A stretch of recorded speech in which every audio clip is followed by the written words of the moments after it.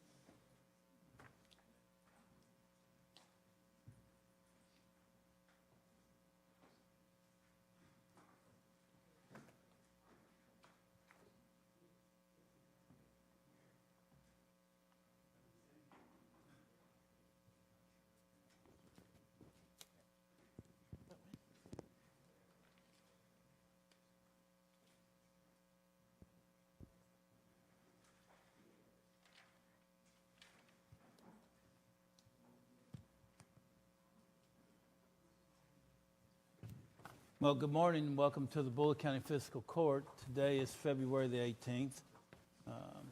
It's 9:32. At this time, Brian, would you lead us in a invocation, plea, and a pledge? Let's pray. Heavenly Father, we thank you for this day, your many blessings, Lord. We just pray that you would continue to watch over us and guide us. We pray for all those who have been affected by the weather, Lord, by floods and by snow and all the snow that's coming. We just pray for everybody that has to be out working in it, for first responders, for the department people, for anybody who may be affected at all who has to deal with this. We just pray that you would help us today, give us guidance and wisdom. Help us to make good decisions for the county, the state, and for all of us. We just pray all this in Jesus' name. Amen. Pledge allegiance to of the United States of America and to the republic for which it stands, one nation, under God, indivisible, with liberty and justice for all. Thank you, Brian.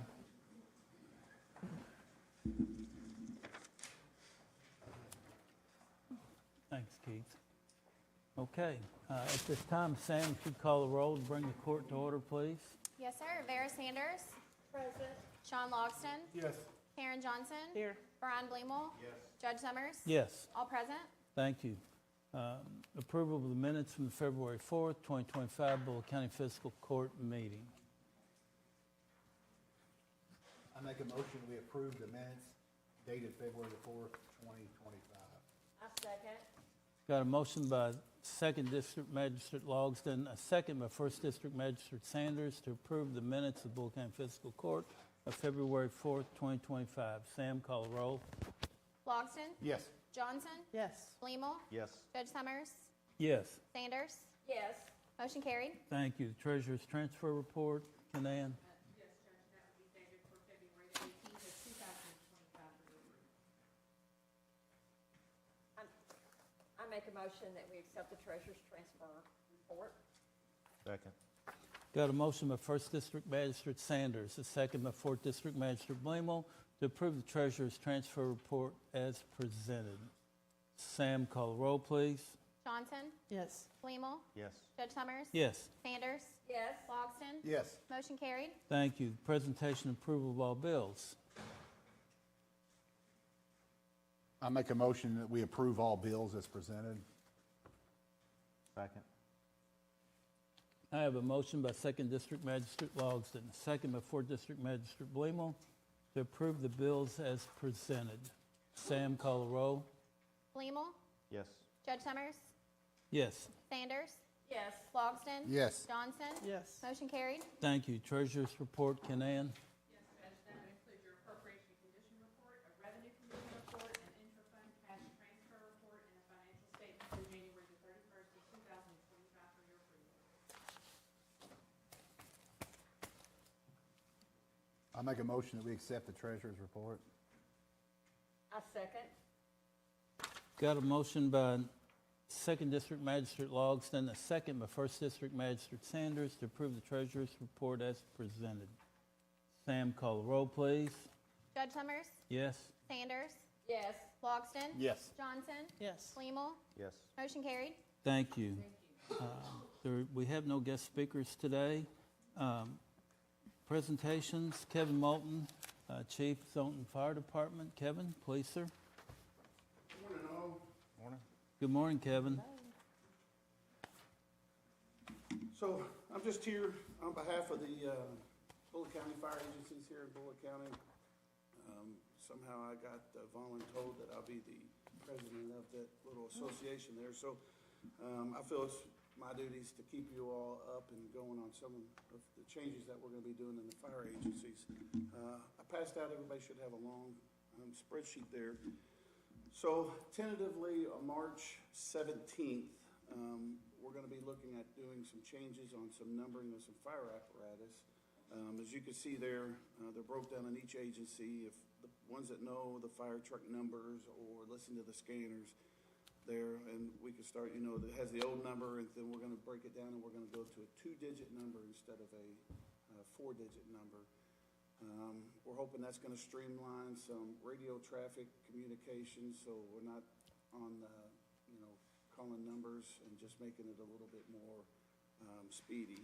Another change that we're going to be doing, effective that date, and if you hear anybody in your all's communities or anything ask why you got a Zoltan truck when they don't pay the Zoltan taxes, they pay nickels. We're also going to a closest unit response. We feel that's going to help speed up response times and get fire trucks and the need there faster. So if, say, Zoltan was at Walmart down here in Shepherdsville and a medical run came out at Clucker's across the street, it'll put us closer to that, so we would end up making that run. It's also going to give us chances to make sure that we have plenty of apparatus and manpower at the fire scenes that we need them on structure fires. So if you hear anybody ask, that's the reason why. If they might see a Shepherdsville or Mount Washington truck that they're not used to, it's just because they're closer to that run to get them the help that they need faster. Okay, So, good deal. anybody have any questions or? Any questions? No, perfect. Well, Kevin, I appreciate y'all all coming together to, it looks like there's some unity here all the way around with the fire departments, and it's a good step forward for our community. The last few months, we've grown a lot better, Yep. working well together, and we're going to move everything forward. Could you give us an update? I've seen several things on social media, but it looks really amazing what you guys have been doing under unfortunate circumstances, and hopefully it don't get too bad the next couple of days, but regarding the water rescues and flooding. We pre-planned beforehand. Shepherdsville and Zoltan, we probably have around 20 to 24 swiftwater rescue technicians. And there's, between the other agencies, Mount Washington, I think they have around 8. Nichols, they might have a few, but we got the resources together before this rain came in, before we knew it. We had everything planned out amongst Zoltan and Shepherdsville. We were able to tackle all the water rescues that came out throughout the county together. Our biggest area that we had our issues was Pryor Valley. There we had the creek that was running through there was rapidly growing and starting to get up into several homes there. We were able to go door to door with everybody that was affected, not able to get out and check on them and make sure that, if they needed to be moved. We did move one handicap person out from that and moved them to another higher ground home. But other than that, it was mostly people wanted to drive through the water thinking they could make it, and we just had to walk them out of their cars. So everything Yep. fairly good and smooth, and got everybody out to safety. Well, thank you all for what you do, absolutely. Yep. That's what we're here for. Thank If y'all need anything, reach out to your fire agencies. Thanks, Kevin. Thanks. Tammy, The second reading for zoning ordinance 25-05, GAB Enterprises LLC.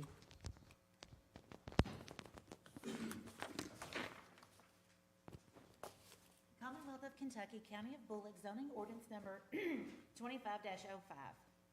An ordinance relating to the changing of zoning of certain property from R1 residential to IL light industrial. The property in question is 1.4 acres, more or less, located at Griffiths Lane, parcel number 034-SE0-20-003, in an unincorporated area of the county. Whereas the Fiscal Court of Bullitt County has considered the evidence of the public hearing held by the Joint Planning Commission and the recommendations of the Commission, the information provided in the staff report of the Office of Bullitt County Planning and Zoning, and the testimony and evidence presented at the public hearing held by the Fiscal Court, and whereas the Fiscal Court concurs in and adopts the reasons of the Joint Planning Commission for said zoning change, and approves and accepts the recommendations of the Planning Commission in this matter as set out in said minutes, and determines that the proposed zoning change is acceptable and should be approved. Now therefore be it ordained by the Fiscal Court of County of Bullitt, Commonwealth of Kentucky, Section 1, that the above property located in the unincorporated area of Bullitt County, and more particularly described in the minutes and records of the Planning Commission in docket number 2024Z-64, is hereby changed from R1 residential to IL light industrial. Section 2, the ordinance will take effect upon passage and publication as required by law. Section 3, should any section, provision, or part of this ordinance be declared unconstitutional or invalid for any reason by a court of competent jurisdiction, then the remainder of this ordinance shall not be effective and shall remain in full force and effect. Section 4, all ordinances and resolutions to the extent they are inconsistent herewith are hereby repealed. Given first reading and public hearing at a regular meeting of the Bullitt County Fiscal Court on the 4th day of February 2025, given second reading at a regular meeting of the Bullitt County Fiscal Court on the 18th day of February 2025. Thank you, Tammy.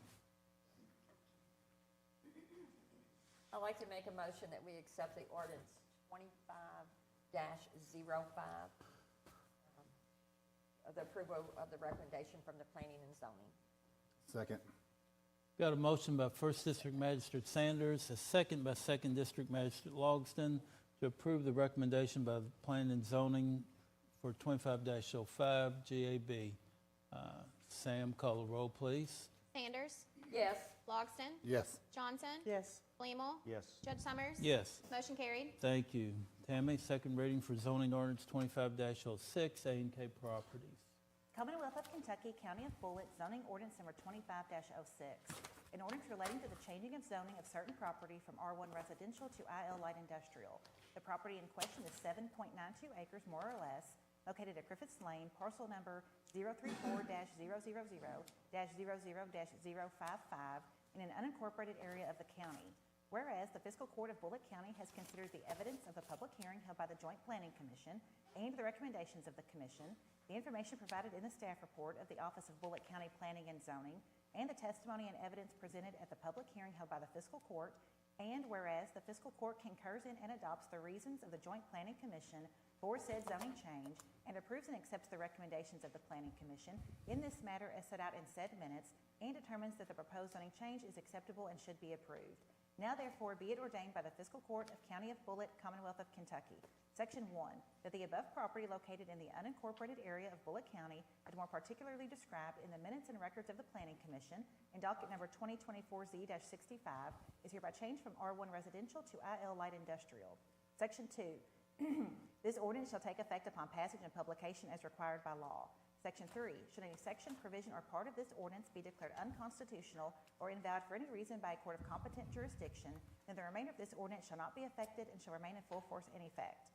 Section 4, all ordinances and resolutions to the extent they are inconsistent herewith are hereby repealed. Given first reading and public hearing at a regular meeting of the Bullitt County Fiscal Court on the 4th day of February 2025, given second reading at a regular meeting of the Bullitt County Fiscal Court on the 18th day of February 2025. Thank you, Tammy. I make a motion that we accept the recommendation by the Bullitt County Planning and Zoning for ordinance 25-06. Second. Got a motion by First District Magistrate Sanders, a second by Fourth District Magistrate Blemel to accept the recommendation of Planning and Zoning for ordinance 25-06, A&K Properties. Sam, call the roll, please. Logston. Yes. Johnson. Yes. Flemel. Yes. Judge Summers. Yes. Sanders. Yes. Motion carried. Thank you. Tammy, second reading for zoning ordinance 25-07, James Jewell. Commonwealth of Kentucky, County of Bullitt, zoning ordinance number 25-07. An ordinance relating to the changing of zoning of certain property from R2 residential to B1 highway business. The property in question is 1.521 acres, more or less, located at 250 Armstrong Lane, parcel number 070-000-00-087I, in an unincorporated area of the county. Whereas the Fiscal Court of Bullitt County has considered the evidence of the public hearing held by the Joint Planning Commission and the recommendations of the Commission, the information provided in the staff report of the Office of Bullitt County Planning and Zoning, and the testimony and evidence presented at the public hearing held by the Fiscal Court, and whereas the Fiscal Court concurs in and adopts the reasons of the Joint Planning Commission for said zoning change and approves and accepts the recommendations of the Planning Commission in this matter as set out in said minutes, and determines that the proposed zoning change is acceptable and should be approved. Now therefore be it ordained by the Fiscal Court of County of Bullitt, Commonwealth of Kentucky, Section 1, that the above property located in the unincorporated area of Bullitt County, and more particularly described in the minutes and records of the Planning Commission in docket number 2025Z-03, is hereby changed from R2 residential to B1 highway business. Section 2, this ordinance shall take effect upon passage and publication as required by law. Section 3, should any section, provision, or part of this ordinance be declared unconstitutional or invalid for any reason by a court of competent jurisdiction, then the remainder of this ordinance shall not be affected and shall remain in full force and effect. Section 4, all ordinances and resolutions to the extent they are inconsistent herewith are hereby repealed. Given first reading and public hearing at a regular meeting of the Bullitt County Fiscal Court on the 4th day of February 2025, given second reading at a regular meeting of the Bullitt County Fiscal Court on the 18th day of February 2025. Thank you, Tammy. I want to say something real quick. I know, Ms. Shoemaker, you're here and you spoke last meeting, and I appreciate you coming to the meeting and kind of giving us your thoughts and concerns, and I had some of those. However, you know, as a result, it's really difficult to overrule the Planning and Zoning Commission's recommendation without new or circumstantial evidence. And I just wanted to address you and thank you for coming, but unfortunately, I'll have to go along with the recommendation of the Planning and Zoning Commission in this particular situation and make a recommendation to approve and accept their recommendation for zoning ordinance 2507. And a lot of reasons go behind that, but outside of yourself coming last week, I haven't received one call, email, phone, text opposing it outside of yourself. And I truly understand your concerns, and I know it's difficult. But based upon that and the evidence and the recommendation of the Planning and Zoning Commission, I'll have to approve their recommendation, and I'll make a motion for that, to approve zoning ordinance 2507.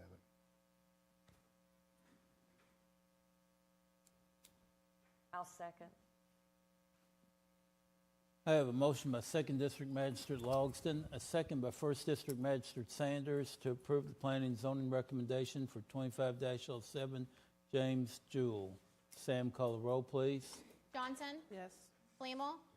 Judge Summers? Yes. Sanders? Yes. Logston? Yes. Motion carried. Thank you.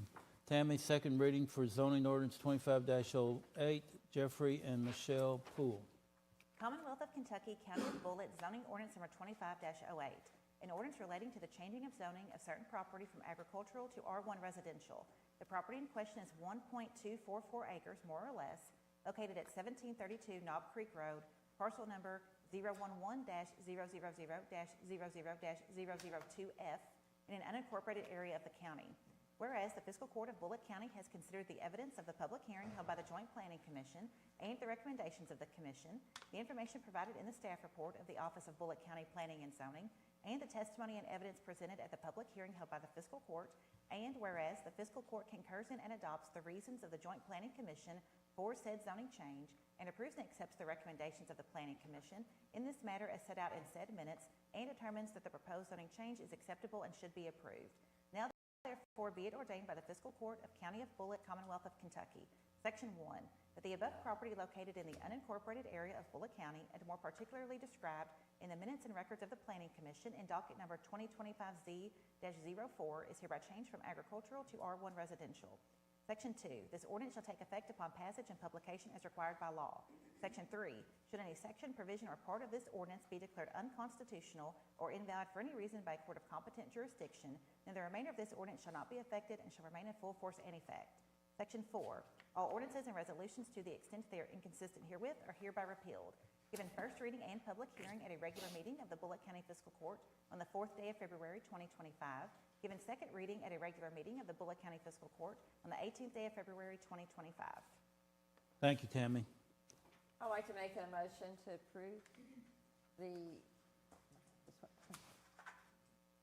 to approve the changes made by Planning and Zoning for Ordinance 2508. I'll second. I got a motion by First District Magistrate Sanders, a second by Second District Magistrate Logsdon, to approve the Planning and Zoning Ordinance Recommendation 25-08 for Jeffrey Michelle Poole from Ag to R1. Sam, call the roll, please. Blemo, Yes. Judge Summers, Yes. Sanders, Yes. Logston, Yes. Johnson. Yes. Motion carried. Thank you. Robert, you're up. 3 straight bids, rock, fuel, and asphalt. Did he give us that? Should be in there, I think. Rock. Let's see, We'll start with the first one with the rock. Has the fuel one. yeah, the rock, the only bid we got was quality. And it went up pretty much about what we thought it was going to, a little bit, but that's about it, so Okay. that's, which way George would take it. I'll make a motion that we accept the bid from Quality Stone and Ready Mix for rock for the road department. Second. Got a motion by Second District Magistrate Logsdon, a second by Fourth District Magistrate Blemo to approve the rock bid from Quality. Sam, call the roll, please. Judge Summers, Yes. Sanders, Yes. Logston. Yes. Johnson. Yes. Blemo. Yes. Motion carried. Thank you. Bid for the fuel, Robert? Yeah, same thing. We only got one, that was Premier, Okay, only one come in. okay.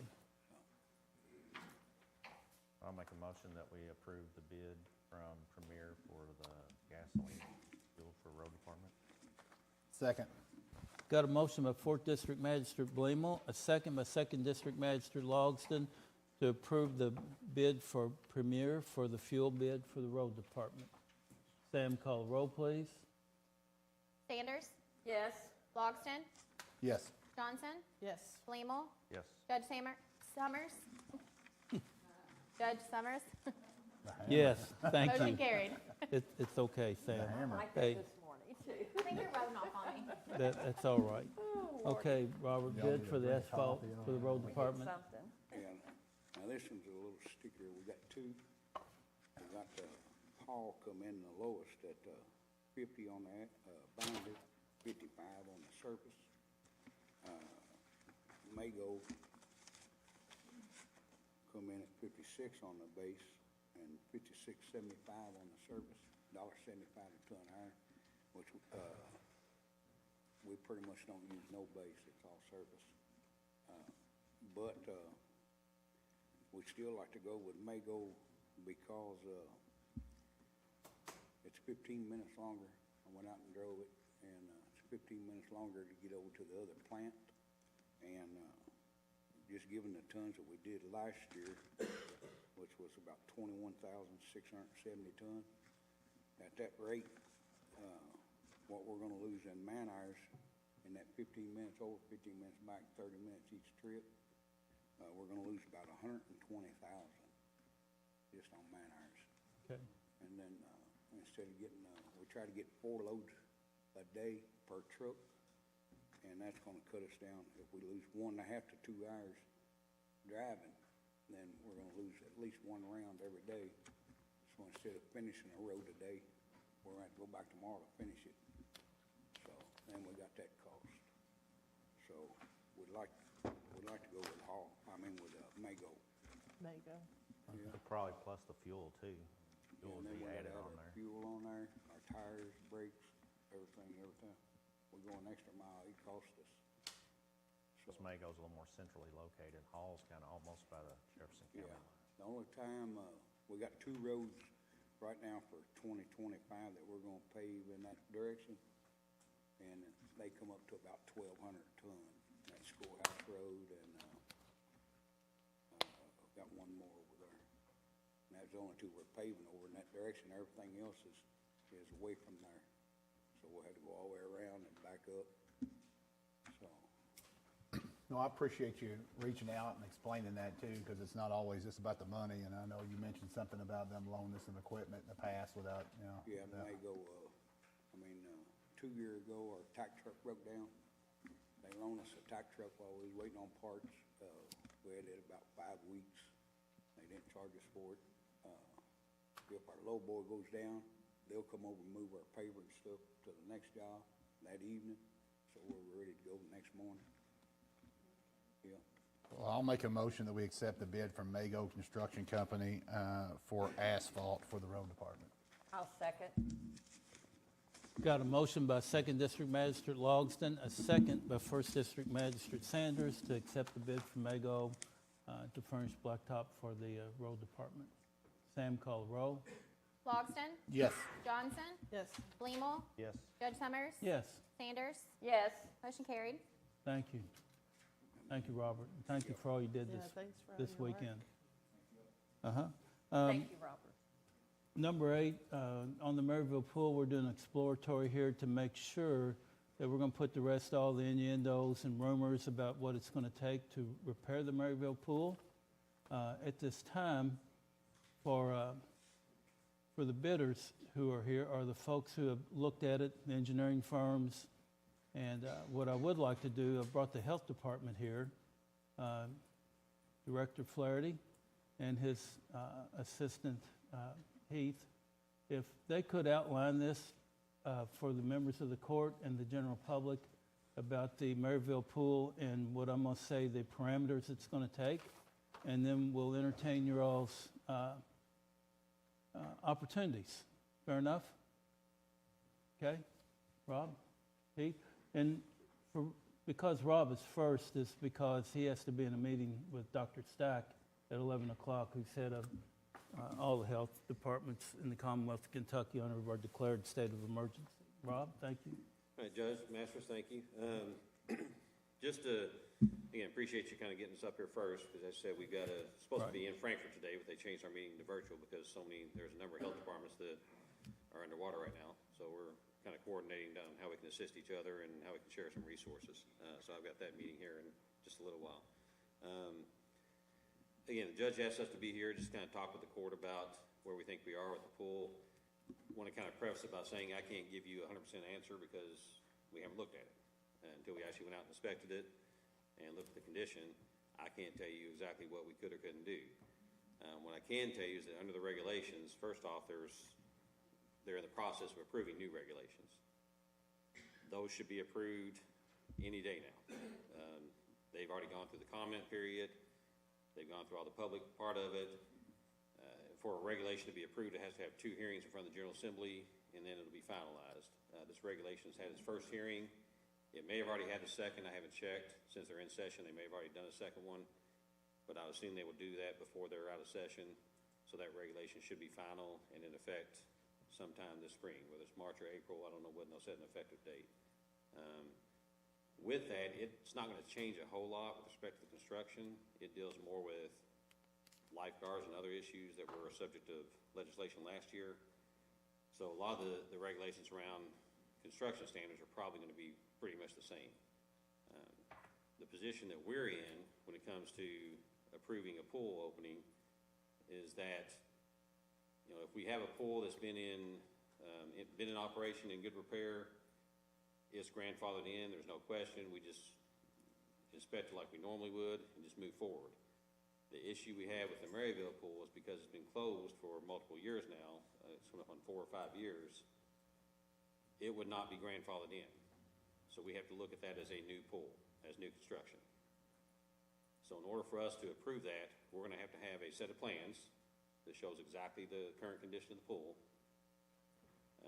Or, the only other option would be to dig it up so we can see what all the piping and plumbing is. And then, without that, we can't approve it because we don't know, since we have to treat it as a new construction because it's no longer grandfathered in, we don't know the condition. We can't verify that.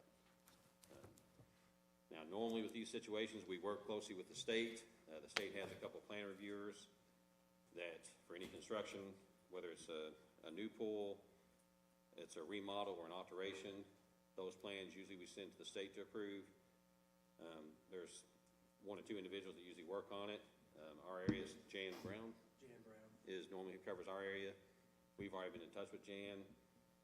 Again, she gave the same answer that she can't say for certain until she actually looked at the details, but she kind of shares our opinion that more than likely she would look at this as a new construction, and if she didn't have a set of plans to review, she couldn't approve the existing pool.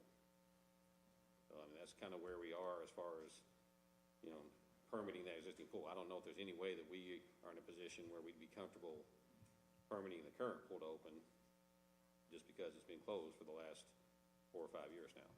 So this was the email that I sent you yesterday about Jared on Friday. Jared works with Jan, you know, Jared Crass. Yeah, we know, I mean, we generally don't, usually Jan covers our area, so it's Yeah. Jared and Jan. So I've one of been the two. speaking to both of them, and Jared was supposed to be here today, to put air on it or whatever, however they test all that. He was gonna inspect it today, but he came down with the flu. So we've rescheduled that for next week, so we should have a lot of those answers next week. And generally, and we haven't, have you heard from Jared or? No. Okay. I mean, that's odd. Normally, if they're gonna be in our county, they're gonna let us know because we have authority over our county. It's very odd that they would come here and do anything without our knowledge. Again, generally, the state is involved with plan reviews for construction. When it comes to actual inspection of the pools, they leave that to the local health department. Well, Jan was But gonna we will come reach out to them today. and see exactly what. Yeah, Jan was going gonna on. come today, but she said they're expecting like 10 inches of snow where she is, so we just decided it would be best to reschedule it next week, so I guess they'll get in touch Yeah, with you. we'll reach out to them and coordinate with them.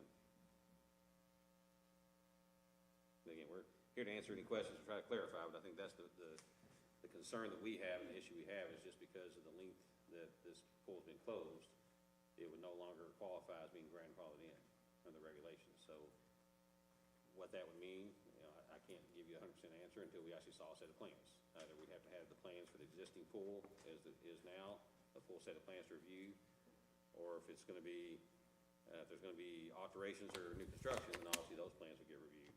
Yeah, Make sure that they were makes gonna sense. pull the file. I haven't heard if they found the plan in the file.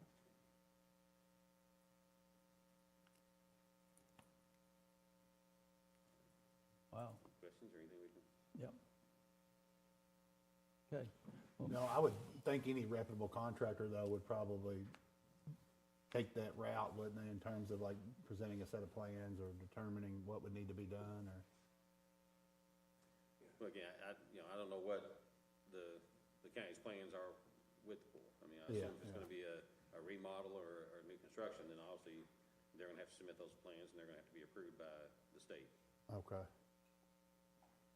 And that has to be So- done prior to any work starting. okay. So the health department would approve anything before any work was to be started on the pool? Correct. Okay. Yeah, those will have to be sent up and approved before they do any work at all. And so again, if the plan is to either remodel or build a new pool, then you're gonna go through that regular plan review process. And if that's the case, then that would just run through the normal process.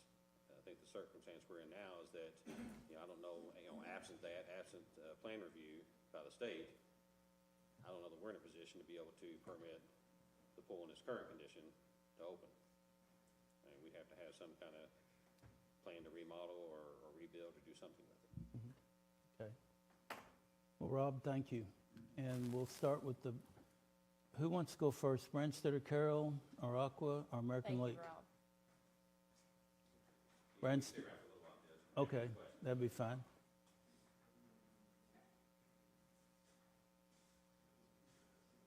Oh, no. Hello. Good to see you all again. Met with a lot of you. Absolutely. I'm Pat Hoagland with Branstead Carroll, with me is Charlie Schneider. We were originally charged back in May of '22 to look at the pool, the park, and the pool house building, just to assess the conditions of those and to provide some options. So that you'd have, you look at what are the options that are available. You can go ahead. So we've got, I don't know if you have to look up at those. Just a little bit of background on us. We've done over 150 outdoor aquatic centers, a lot of natatoriums, park system plans, a lot of splash pads, and recreation center is in citywide aquatic plans.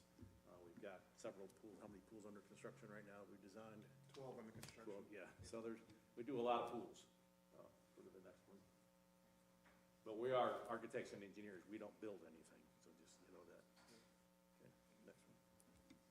So again, just some of the pools you see on the right, see the ones in Kentucky. We got one in Lexington under construction right now, 2 in Louisville. We did the one in Frankfurt, Elizabethtown, Bowling Green. One in Glasgow's under construction right now. So, you know, just a lot of pools, a lot of different sizes, a lot of shapes, a lot of conditions as well. Just to show you a few examples. You want to talk about this one, Charlie? Yeah, this was a replacement of a pool we did up in Westlake, Ohio about, about 8 years ago. We had renovated this pool, added the water slide to it probably 10 years before that. So when we came back and renovated this one, it was important for them that we kept the water slide, since it was in relatively good condition.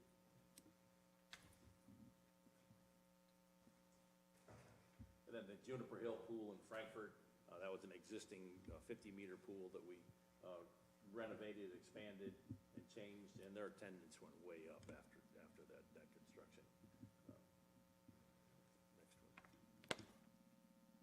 Next one.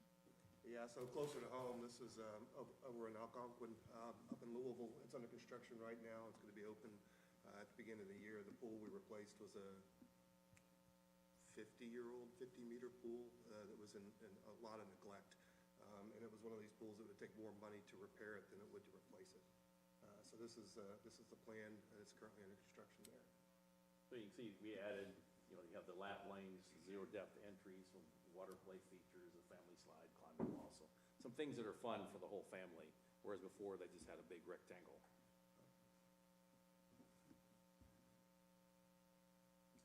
Yeah, and again, this is one we renovated up in New Jersey. Yeah, you can go to the next one too. There's a few of these we can. Yeah. American Legion Pool over in Elizabethtown that opened a few years ago. Right. 2013, I think. Yeah. And this is one we did down in the tip of Texas, down in Edinburgh, close to the border there. It was a replacement of their wading pool, and they wanted to be fully accessible. So we came up with a plan to have, you know, to be able to have as much accessibility as possible in this pool, but still make it family friendly, so that you could bring kids with special needs there, and have them be able to have a good time with their siblings and with their family. It was a fun project to work on. Another one up in New Jersey that we took, this pool was built in 1967. It was in disrepair, and you can see the before and after of the project. We saved half of the shell of this pool. We cut it in half and then built a new, if you go to the next slide, I think you can see the right half of the pool was new, the left half of the pool we saved and reused. So we try to, you know, if we can, reuse a pool shell as much as possible to save costs on the project, but still provide something that's family friendly. So for years, we looked at the pool and had a few different options. One was to develop something that's a more family-friendly type of a facility. It still had some lap lanes, the zero-depth entry, some slides, shade areas. It's pretty tight on the site. There's not a whole lot of room for for deck space for people to lay out. But that was just an idea of what you could do to make this a form of family-friendly facility. And yeah, this will be a complete replacement of the pool, so we will Right. not try to reuse any of that existing pool. Right, and some of the elements that you'd see in there, the shade, the slide, zero-depth entry, the sitting area with the shade, climbing wall. So are some of the elements that we would recommend that you put in there if you went this option. There's a picture of this was taken a couple of years ago, so most of our assessment was, you know, the report was done in April of 23. So some of the things we've looked at could be even worse now. But basically, the wading pools was already been taken out, and you just got the 6 lanes plus the deep end is what's there now. Charlie, you want to get this one? Yeah, so this is the existing conditions of the pool, things that would need to be replaced. And they talked about bringing it up to code, as this would be seen as a renovation of the pool. So we would have to bring all things up to current code. And the filter system and the pumps, all that would need to be replaced. The perimeter fence and needs to be replaced, honestly. There's no point to try and say that. The pool deck itself there's been patches done over the years. It's uneven, the ground's settling, and anytime you get a crack or separation in the deck that approaches 1 inch, you need to repair it. With that, along with all the pool piping you'd have to do, all the excavation around the pool, you're gonna end up having to replace that entire pool deck. Electric outlets on deck need to be replaced. There's old lights in the pool that no longer work. Those need to be sealed off. Repair-wise, again, the pool's been sitting empty for 4 or 5 years now. Those expansion joints need to be replaced in the pool shell, and any cracks need to be remedied. But we don't know what's happened with those expansion joints and water getting underneath the pool since it's been sitting so long. We've not gone back and looked at it to see if anything else has moved, or needs further repair. And of course, the ADA access has to be addressed. It needs to be brought up to code as well. That's relatively minor compared to everything else from that. And I think you need the VGB drains that are mandated as well, that aren't there now. The next one. So the pool house, it's generally in good condition, but there's some things that need to be done, like the shingle roof needs to be replaced, a drinking fountain needs to be replaced with 2 levels for handicap accessibility. Need to repair, paint and patch the exterior. You got a lot of insect nests in there. You got to get rid of the soffits, and you got to seal around the doors. And the doors had been replaced a few years ago, so and you need to add the walkway from the parking lot by the school down has some steps in it, so we need to develop a ramp so that can be accessible. Then also the concession window is too high for anybody in a wheelchair, so you need to address that as well. The gutters and downspouts need to be addressed so that they go underground rather than have the water drain across the sidewalk. And then some of the trim around the windows. But in general, that's minor compared to the cost of what it's going to take to do the pool. But will need to address these things at the same time. So look at some of these, the costs. Again, these are the costs that we had like January of '24. So that might have gone up a little bit. If you expand the pool with those new features, you're looking at 4.7 million estimate. Renovate the pool as it is, we're estimating about 2.17 million. If you do a large spray ground, it's 1.65 million, and a medium spray ground, 1.1 million. And we can show you what that option is for the spray grounds. Keep in mind, there's 2 different options for those. One is you water the waste, go straight to the sanitary sewer, or you recirculate the water. It's something that we'd evaluate to see which way you'd want to go over time if you wanted to go the splash pad route. Again, our task was to provide some options for you. Okay. Again, these numbers are based off of the concept we came up with. Once we go into a design phase on the project, we know that the renovation of it's going to be around $2 million. That's the baseline to get you back to where you are today. But up to the 4.7 million, we might not want to do everything that's associated with that. So there's numbers we can hit in between there, and we often, if not always, design to a budget instead of designing to a concept. So just keep that in mind as well. Okay. I'll do a couple slides of some spray grounds just to show you what they are, so just let jets and sprays and fountains, mainly geared towards smaller children. Again, you can't do lap swimming, you can't do swim lessons, those kind of things, but it provides a lot of fun for people at a lot lower cost for both the operations and the development. Okay. Just so we can go through these quickly. That's the one. That's one at the YMCA in Lexington. And just some other pictures of other splash pads all around. And they can be as elaborate as you want, or as simple as you want. We got some that we've done that are just jets and sprays and no vertical elements other than the water. So that's what we wanted to present, just provide you with some options. What our task was. That's what you all hired us to do. Mm-hmm. Questions? I have a couple of questions. Sure. Looking at the quotes that we have printed out here and what you show there, a lot of this, I guess, could be cosmetic. So I'd kind of like to go through and see what all's necessary, but there again, we'll wait for the state testing to come back and see how the plumbing is before we do that. But a lot of this includes new basketball goals, pickleball courts. Oh, that was, well, we were looking at the entire park. That's what I'm asking. So the prices there, did that include pickleball courts? No, that was just for the pool. Just for the pool? Just for the pool, right, yeah, I believe. Because I'd like to see that run out Okay, for those prices. yeah, Because good, these yeah. prices here are different than those, so Okay. I don't. yeah, the numbers up here are just for the pool. Yeah, because some of this could be maybe the inmates take off the, Yeah, so none of that was an option in there as far as Right. any of the work we could provide ourselves. right, and we were assuming that the city could, or the county The could do county. some of the demolition. Yeah, that wasn't taken into account there either. Right, And then we have the grant too for the 245s, so. yeah, there may have been. Brian, what's she signing you up for up there, huh? Just kidding. Okay. Any other questions, Branstetter? I've got one. Sure. Or a couple. What does the depth need to be for the water slides or a rock climbing wall? I'm assuming because they can kind of jump off or slide, so the depth would need to be low.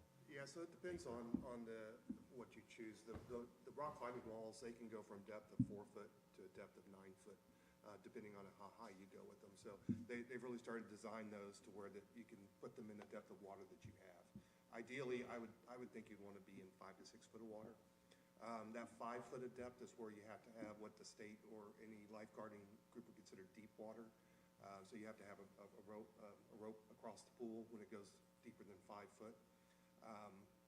But it also would limit the fun. The climbing walls that are in the 4 and 5 foot depths are a little smaller. They're great for younger kids, but they wouldn't be good for the tweens and the older kids.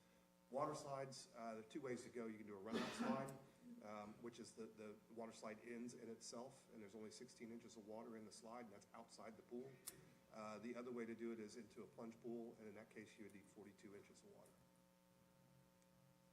I think my favorite thing is the pirate ships. Yeah, play structures are popular. They're fun. They're a lot of fun. Yeah, And again, the whole concept with these pools that we design now is to get them designed for the whole family, to get as much family fun out as possible, not just to target one group. And that was the problem with these pools built in the 50s, 60s, and 70s. They were more built towards athletics, swim lessons and swim teams, and diving. And that's what their focus was. And that's not fun for the whole family. So that's our goal now, is to design just pools fun. that get family out there for a good afternoon activity. You want one of those? I said you didn't have the lazy river She said right her there. fa- That'd be what I want. I'll vote for a lazy river. Unfortunately, you don't have much room because that fence line is your property. Yeah. Everything else We up get there around is real the fast. schools. Yeah. And that's their geothermal wells for the schools, so you can't be digging into that area at all. That's You okay. want to be a little A racetrack. daiquiri bar and lazy river. Yeah. got There my you back. go. Well, Participation will go up. if you want a lazy river, we got 3 of them right now. That's Salt That is river, true. They're not lazy. they're not lazy. Get your tube. Well, thank you all so much. We had the opportunity to meet with you virtually too, Right. and I've answered a lot of my questions then at that point. So, thank you. Okay. Thank you. Thank you, guys. Is American League here? Candy? Is American League? Okay. Todd?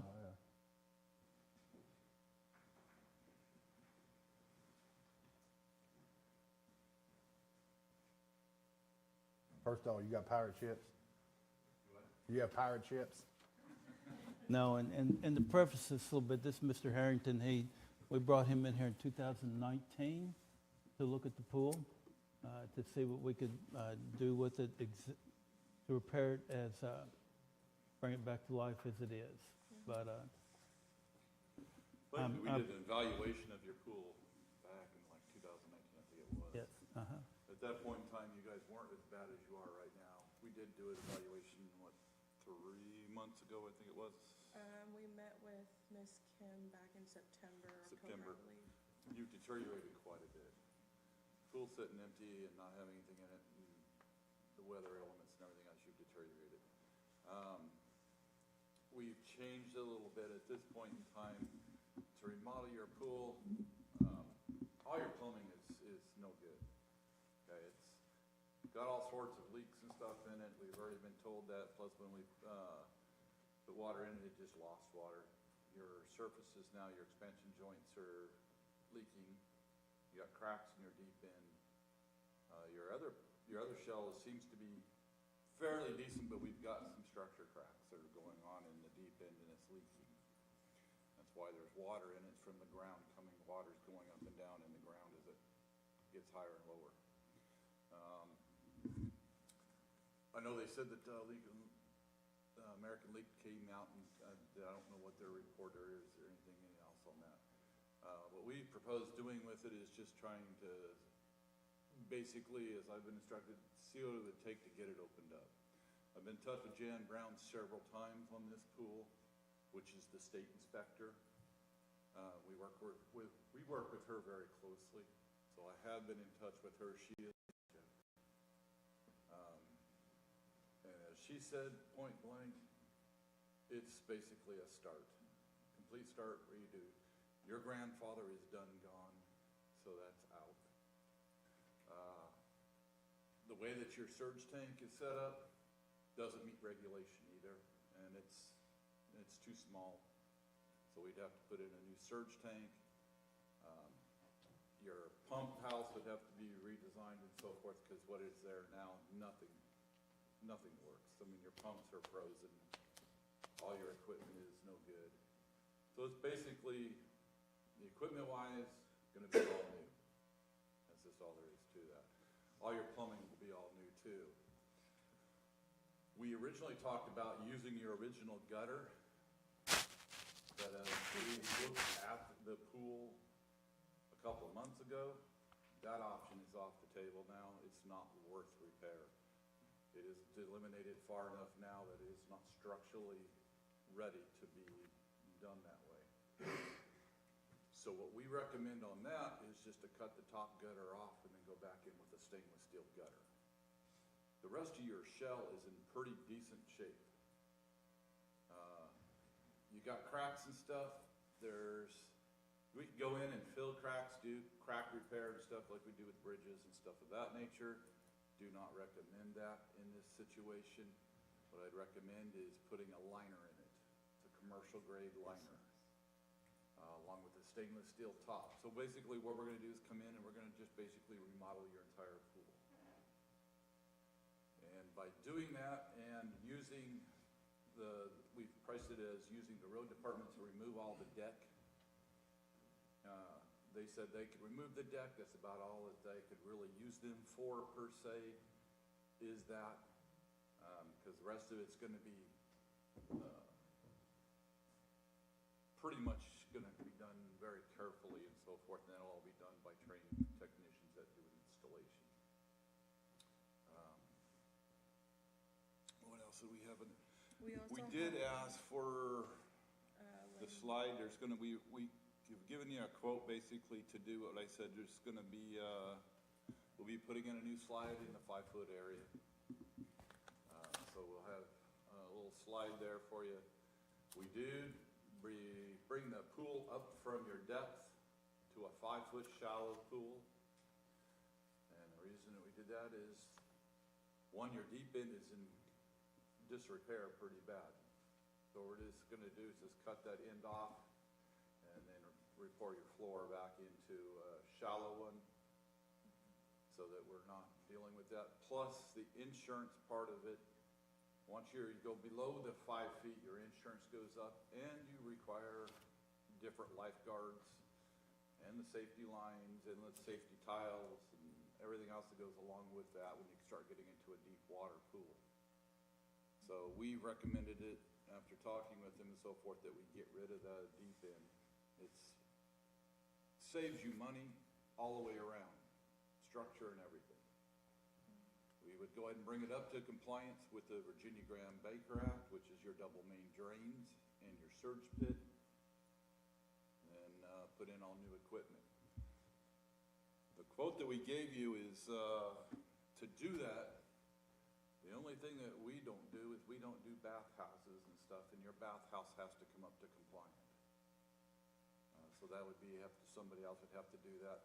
And then your draining system, we don't do that either. That would be a septic or a sewer tie-in or something of that nature. But right now, what you're doing is, the way you had it is no longer allowed. you are actually just backwashing and draining your pool into a blue line stream, which is EPA against the rules. So with that, that can't be done. That'll have to be addressed as well. Because right now you're in violation if you was to use the pool, because you're backwashing into a blue line. Pretty much that's about it. Is there any questions that I can answer? What was that estimate? I do actually have a couple printed out copies here if you'd like. Yeah, I'd like. Yeah, I believe I have one, but it's in my office. Yes, you all may have the before proposal, but this is the updated, and I apologize, I only have 3 copies right now. I can email it over to you. Okay, yep. Now, the previous organization did design work and architectural work, but not the actual work, correct? You would design it, and that work would then be put out for bid. Does your firm do the actual work as well? I do. Are you a contractor and do everything that you said, except the things that you said you didn't do, I assume? That is correct. Okay. We will actually obtain, we go from start to finish, we obtain the permit from the state, do the drawing, design, and all that on the remodel, and then we'll take that to Jan. Well, actually, it goes to Bullitt County first. Bullitt County then will give it to Jan, because we have to go through the chain of command that the state requires now. Even though Bullitt County doesn't have any authority over it and doesn't do anything, the way the new state went is the county has to be involved now. So it goes to the county, they'll kind of look it over, and then they'll send it on to the state. The state will go through it with the state plumbing and design. We'll get our permit. Once we get our permit, then we can start breaking ground and doing work. Okay. So you said take the deck off, right? The whole deck has to come off. And then, do we have to dig down and put in new fill also? Or you said maybe the shell was... The shell is okay. The top part of the gutter, the way that they bring the gutter up and the gutter portrayed over, and it's a cement gutter. It's delaminated so bad that you can't really put any tile or anything on it anymore. And we're just gonna come in, we're just gonna slice the top part of that pool wall off, and then we'll put a custom-made stainless steel guttering system all the way around, and it'll actually have the returns and the guttering all in it in one. So there was something brought up on different things about maybe it's settling and stuff. You know, it wasn't filled right years ago, like you were talking about, like 50s, 60s, 70s, the way pools were built. But, so you don't think it needs to be dug completely out? Your shell it's good. There are some, down in the deep end, you got a little bit of structure crack. You've got like 4 structure cracks that are about a 1/16 of an inch wide.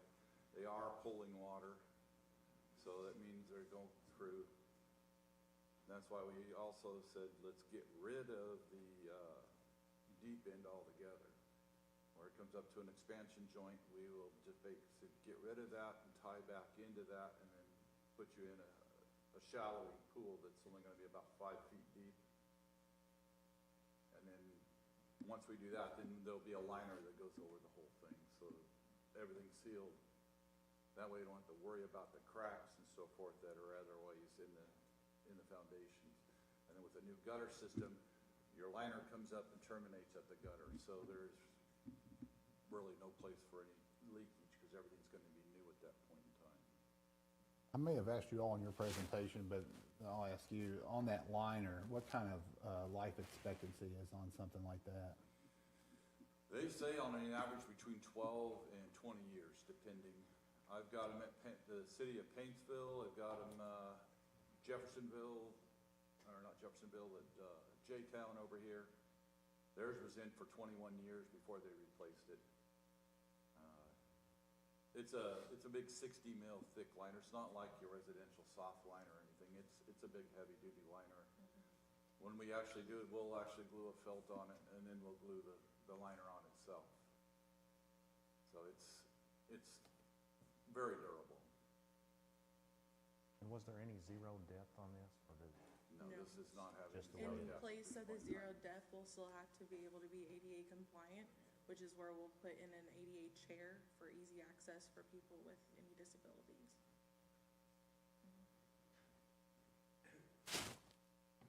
And then once again, your quote is just getting the pool open. It doesn't include any changes to pool house, sidewalks, anything like that.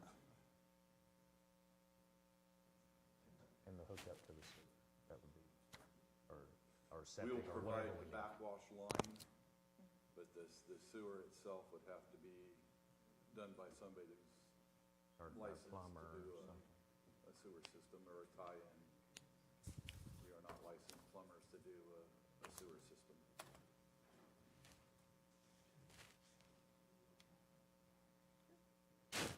Any other questions? Looks like it's coming down outside. Yeah. I thought it was supposed to come down later. Yeah.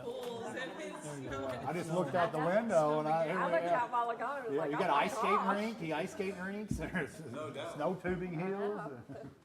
I want to be a weatherman. Yeah. Not supposed to start till 2 in the Do morning. you all install domes? Do I now?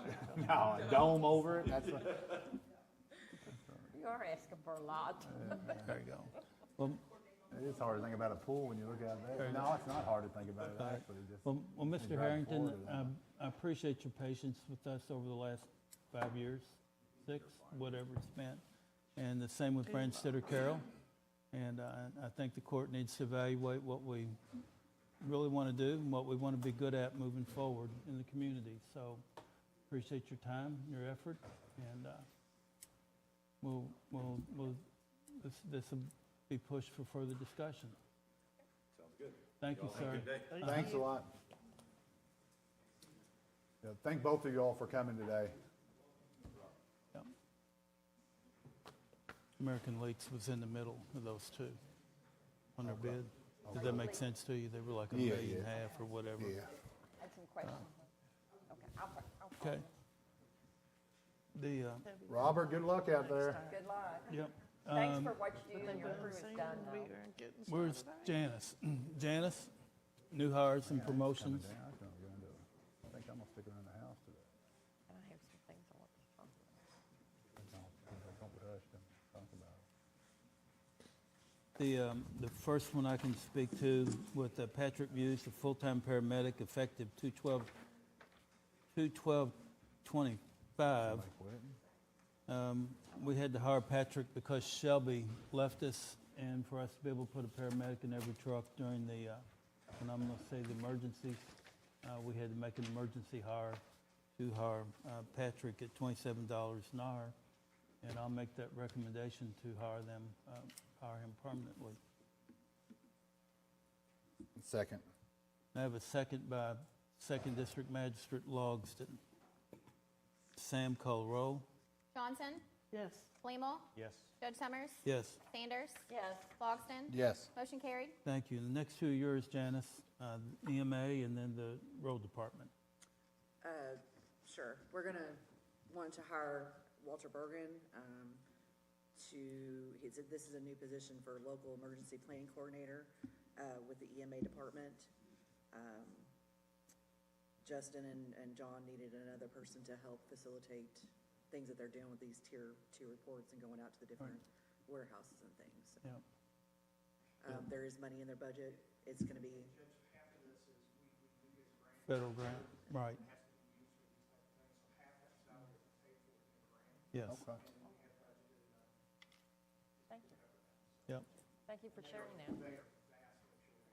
Yeah, yes, sir, because like today, they're in Prior Valley. They're helping the residents. We have 5 of the biggest dumpsters you can see down there to help those folks facilitate their needs to clean up their area after they were flooded out. Don't we also have a part-time employee? we do have part-time, Yes. yes. He's still Yep. here with us. He has to stay under 100 hours a month because he is part-time, so he's limited. So he's What he looking can at do. staying part-time. Yes. Yep. Is there a motion on the floor? Yes, I'm going to put that in the form of a Keith- motion to since Keith hire. said there's a grant to cover half that salary, and Yep. obviously there's money in the budget for that, and they need the help, I'll second that. Okay. I have a second by Second District Magistrate Logston. Sam, call the roll, please. Flemmel, Yes. Judge Summers, Yes. Sanders, Yes. Logston. Yes. Johnson. Yes. Motion carried. And again, the road department, I'm not going to steal your thunder, but James Walker, met him the last 2 days, is really great guy. We'd like to hire him on 2/20/25 at $23 an hour as a road tech B. Are you making a motion? Yes, I'll second. I have a second by First District Magistrate Sanders. And he does have Sam? a Class B Go ahead. CDL. He does have a It CD, was. yes. Yes. Yeah. Okay, any other discussion, Brian? No, I just wanted to make sure, because we need, like now. Sure. Is this one as a result of us running an ad, or okay, yeah. Yep. Yeah, Right. okay, good deal. Like I said, he I don't know was, if we got any bites or anything or not off that. yeah, No. Nobody wants to work. that's true. There'll be a lot of opportunities soon. Okay, thank you for the second, Magistrate Sanders. Sam, call the roll, please. Judge Summers? Yes. Sanders? Yes. Logston? Yes. Johnson? Yes. Flamel? Yes. Motion carried. Thank you. Brian, anything today? So I just want to make sure everybody's staying safe, and been praying for everybody as far as floods and snow and all that. I know the road's closed up past my house a couple miles. One thing I'm kind of wanting to bring up is going to some of these, I guess it was the winter outing in Lexington a couple weeks ago, and talking to different ones. A lot of counties have advisory boards or something on different, I guess you would say,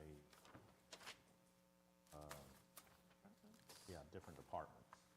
And so I was kind of wondering, what's everybody's thoughts if we had an advisory board, I guess that'd be the correct term, does that sound right? For Parks and Rec. What was in my thinking about that? Because we have Nichols, kind of the new park. We've got the Maryville disc golf and the pool, and we've got the Iron Furnace, which I guess is technically not a park, the one at Belmont. Have a lease on. So that's kind of what I was thinking. Maybe have like a 5-member board. Everybody from fiscal court could appoint one person. It would be appointed by, I guess, fiscal court. They could kind of give us some ideas and thoughts. Bring one person for that. Mm-hmm. Not just pool stuff, but parks,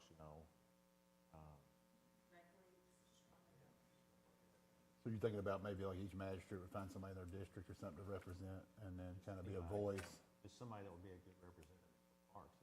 give them ideas, support them.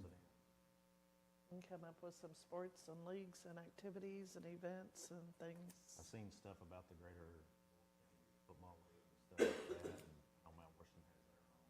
So a lot of them are kind of up in the air, talking about selling these fields over here. They're not exactly sure if it's football field, soccer field, or the old high school.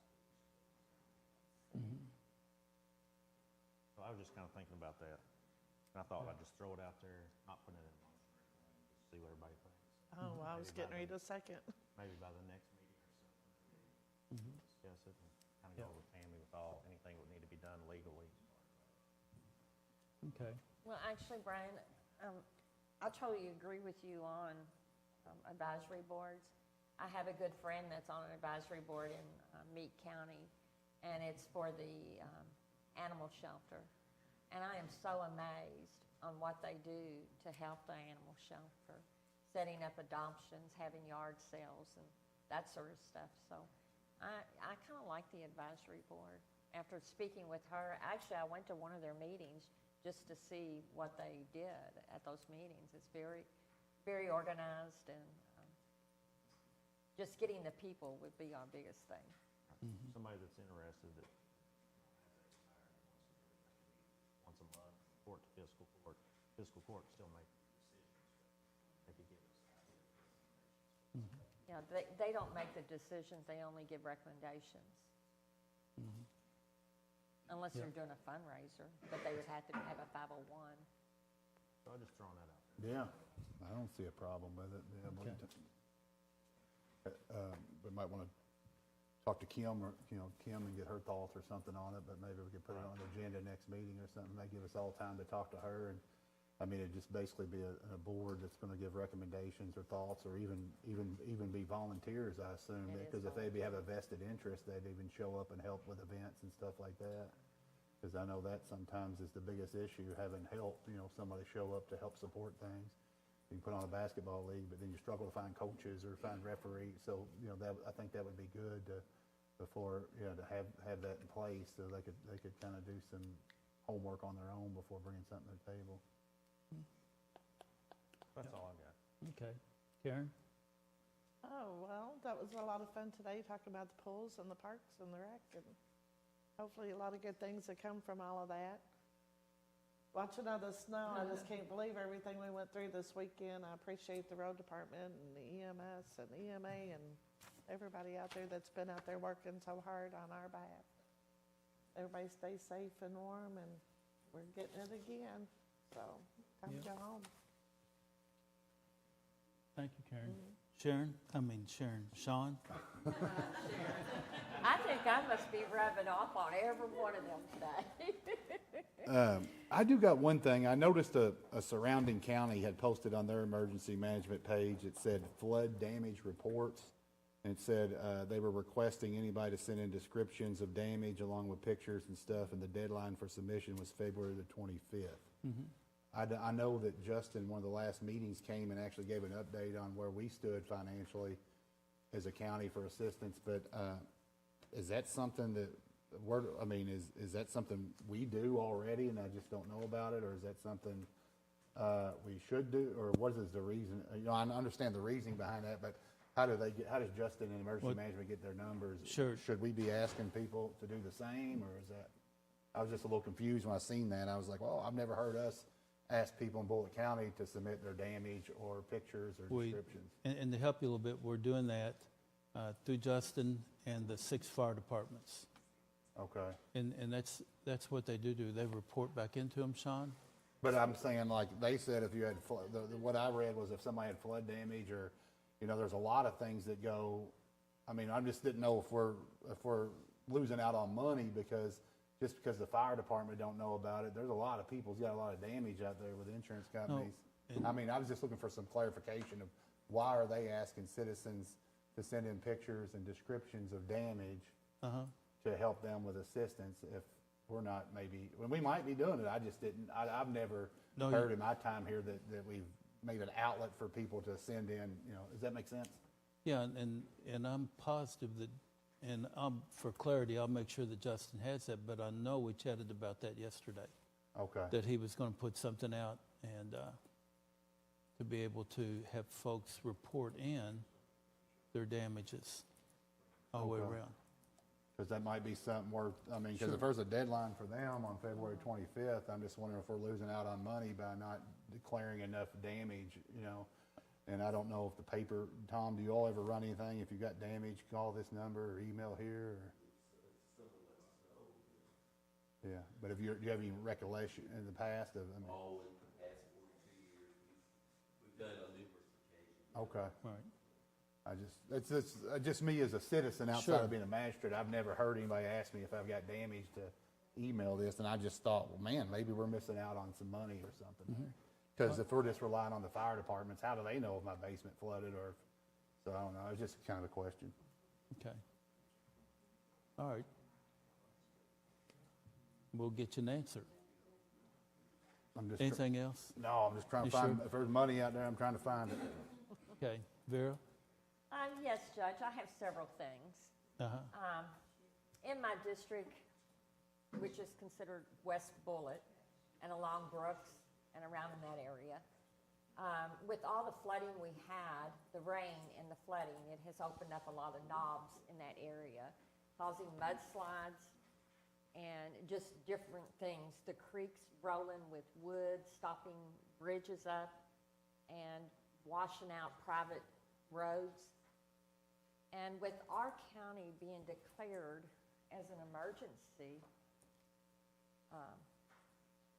I was just wondering if there is any way we can help people on some of these private roads that have completely washed out. Sure. since we are in a state of emergency. Well, it's not only, This is all new to me. It's been very challenging for me this past weekend. And also, thank you, Judge, for answering the phone on Sunday when I called you. But I just have great concern for people that live back these private roads that cannot even get out of their homes. And we're talking about, probably anywhere from 10 to 20 people that live back some of those roads. So I didn't know, with us being declared a state of emergency, if we can help. yes, and from where I sit, it's not only a declared state of emergency in Bullitt County, it's a statewide emergency and a federal emergency. So it's all about public safety. I mean, when we can't get emergency equipment or services to individuals, we have the right to help them. I mean, it's no different than what's happened in eastern, western Kentucky and here in our own county. Because, and I know Brian's familiar with them and some of the others, the culvert bridges that we have, when you get flash flooding running down through there, it cuts off each end to where you can't get out. You can't even cross them. And so we have the ability to be able to fix that to where emergency services can get in there. And unless the governor or somebody tells me any different, that's been our position all the way around. Because we don't want to leave our residents in distress or to worry about it. That is our responsibility as a fiscal court. That is one of the things that we have done really well with this court.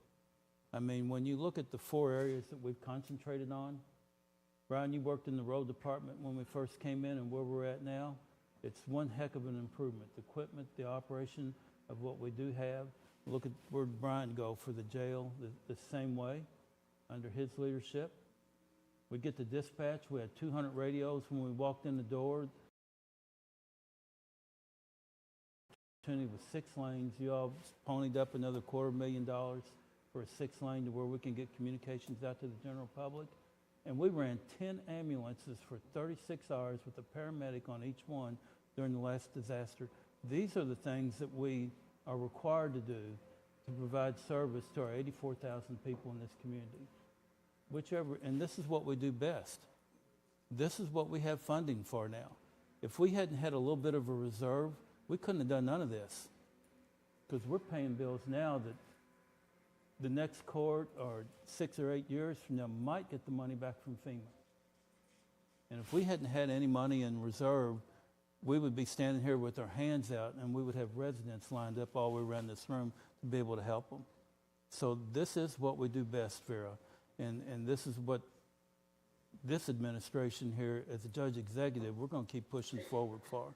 Because that is our obligation, is to make sure our residents stay safe. Well, I do know one of the roads, thank goodness my husband has a truck and was able to drive me around. I was out late during all of the rain because I didn't want to call the road department, because you have people that will call you, but you don't really know the condition. Some people will call you just for a stick in the road. But when I kept getting calls, I'm like, Bruce, you're going to have to take me out to look at this. I can't have the road department coming down here and not really be anything. And I was just amazed of the wood, the trees and Yes, ma'am. in the road. And then I get that call on Sunday morning, and Bruce took me over there, and this bridge was everything was completely washed out. And there was people that lived on the other side of the bridge, an older lady, and I was like, I can't go to sleep tonight knowing that if there was an emergency, that person, we could not get to them. And that's why I called you, Judge. That's fine. No, and that's terrific, because that's what we should do. And that's why I don't know if y'all been to our communications hub down there. Kevin's frequented. Excuse me, Kevin and Kevin. Yeah. It's okay. Kevin, you're invited to come down there too. But I mean, literally, every professional agency has been in there during the communication has been robust. It's seamless with the road department. And do you have anything else, Vera?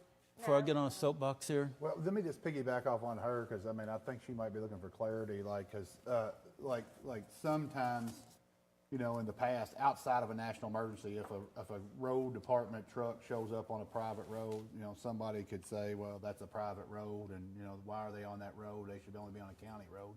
But I think what we talked briefly, several of these private roads, some that have 10 houses, 15 houses on them. I mean, obviously, under a normal circumstance, if you're on a private road, I mean, you're responsible for maintaining that road as a homeowner, one of the homeowners, and the county cannot provide assistance outside of what we passed that ordinance several years ago, providing the equipment, but they have to provide the materials in certain situations.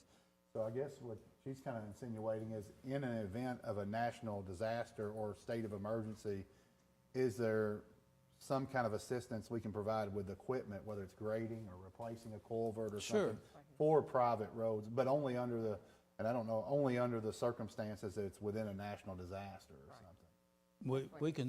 We can do that. I can do that administratively by the Constitution of the Commonwealth. Okay. Because, I mean, I think, as you know, to echo off what you're saying, there is a lot of private citizens out there that are paying tax, And county they're tax in each dollars, end of the but they're on a county. I private mean, road, we but have- when a natural disaster comes through, you know, we have some of the equipment to assist, but I think, you know, we don't want to do that on a normal, everyday basis, but there might be some type of exception in that national disaster. State of emergency. State of emergency. So, Right. like in the ice storm in '09, so I wasn't at the road department, but the guys said that they had them just trying, like, everybody, even county employees from the courthouse were, they were cutting limbs and stuff, clearing 44 hills, Right. stuff like that. So state of emergency, you try to open up the main roads and get all that and take care of Yeah. everybody. Yeah. You can go pretty much anywhere. Okay. Okay. Absolutely. That's really was my question is. Yep. However, I feel like we need to look at the, And I guess to help you here with your question, Vera, the way I understand you is, outside of the emergency, we need to look at the private roads. right, the Because, specs. yeah, because in some of the dialogues I've had with the transportation department, if there's mailboxes on the road, not at the end of the road, then they were sort of aloof while there was a private road. And I would be tickled to death to bring District 5 in here to explain the differences of why we do have it as a county for clarity, for you all, to see where we're at with it. Because we have a lot of private roads that are long and lengthy, and the people paying a lot of taxes. And to me, they pay taxes. The mailboxes go back through there, the school buses go back through there. So I think we have an obligation to take care of those roads too. Whether it's just rock or whatever, but I don't mean go out and blacktop every road in the county. But the whole idea of it is, we have to maintain them safely for the first responders and, Yeah, there's almost a especially when they difference in have like a kids. public road, like you're insinuating. Yes. A public road where ambulances, school buses travel it versus Yes, a absolutely. private road where I bought 50 acres and my driveway's a mile long. That's exactly right. Statute, when a road is used commonly by the public for 5 years under statute, it's considered a public road, but that doesn't mean it's in your county Right. road maintenance system. It's two different things. Right. and that's where I think that we need to look at the specs and maybe We need do some, some changes on some of these older private roads that never got put into the county road. You gotta look, because some of them will have, they're only 8 foot wide, you know what I'm saying? So basically, all Right. you can do is drive your truck or car through there. If we start taking equipment through there, we're gonna spend $100,000 on a mile, you know, cleaning it all up, and there's no telling how many private roads, so you do have to look at stuff like that. I Right. mean, there's 1,000 private roads, and we spend 10,000, $10 million. yeah. Yeah, that's a good point. And that's why we just need some clarity. Okay. Thank you all. You're welcome. Anything else, Vera? No, except everyone be careful traveling home. Well, And Judge, I just was alerted by the Judicial Center, they're closing at noon today, and they will be closed tomorrow. okay. So we will probably, that's the first time ever we have agreed on anything on closures. So we'll probably do the same thing. But I do have a couple of follow-ups here.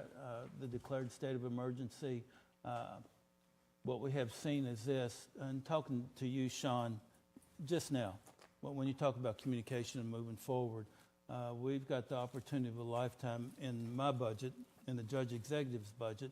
There's a line item in there to hire an IT person for $50,000. Well, we have a program that we have people who can use it, but they don't have the opportunity to be able to teach it. They have a real job to do. And I would like to bring a proposal back to, we have a computer science graduate with an MBA who lives in Bullitt County, who's reached out to us, wanting to help the community for a price, full-time price. And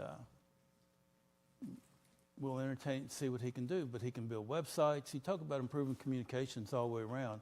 It's something that we've needed from day one, other than just what I'm going to say, IT maintenance with the hardwiring and softwiring and all this. This is day-to-day communications to where our works will really work, to where the general public can come, be on a website, they can punch it in, they can punch in a work order. You all can see that work order. It'll transform all the way back into Kevin's office to where if somebody has a deed or a road that needs work or whatever, and it's not just there. I mean, you look at all the different, we have the clerk's website, we have a sheriff, we have EMA, we have EMS, we have planning and zoning. It's a way to put that communication centralized to where we can speak as a whole as a county. Because when you look at our website compared to some of the others, we don't have the resources right now or the time or the energy to be able to put that website up to where it should be. And I would like to bring a proposal back here at the next meeting. And if the young man hasn't found a job yet, which I'm sure he will, but I would like, because he is from Mount Washington, just recently moved here, starting a family, and keep someone here that's in our community, that's interested in Bullitt County. So that's me, and like I said, emergency services and taking care of the public is what we do best. And if we hadn't had the resources and the funding to be able to do that and to be able to do it in the future, you know, we've got a limited amount of income and we have to prioritize what we're going to spend our money on. So we have a lot of choices. Anyway, and Chief, I didn't even exclude you, but going from 16 deputies to 27, that's a big thing for protection in our community. So, Vera, I'll entertain your motion now. I'll get off my soapbox here really quick. It's 10:57. I'd like to make a motion to adjourn. Second. I got a motion by First District Magistrate Sanders, a second by 4th District Magistrate Blamel to for the court to dismiss. It's good seeing you too. Yeah. Councilwoman Portman, Yes. And there's a good reminder up there on the Councilman screen. Barger, thank you all for coming. Yes. And Kevin, County Thank you Clerk. all. Thank you all. And where'd he go? Wait, Charlie, come back. Okay. All right. Thank you all. Call the roll. Sam? Sanders. Yes. Logston. Yes. Johnson. Yes.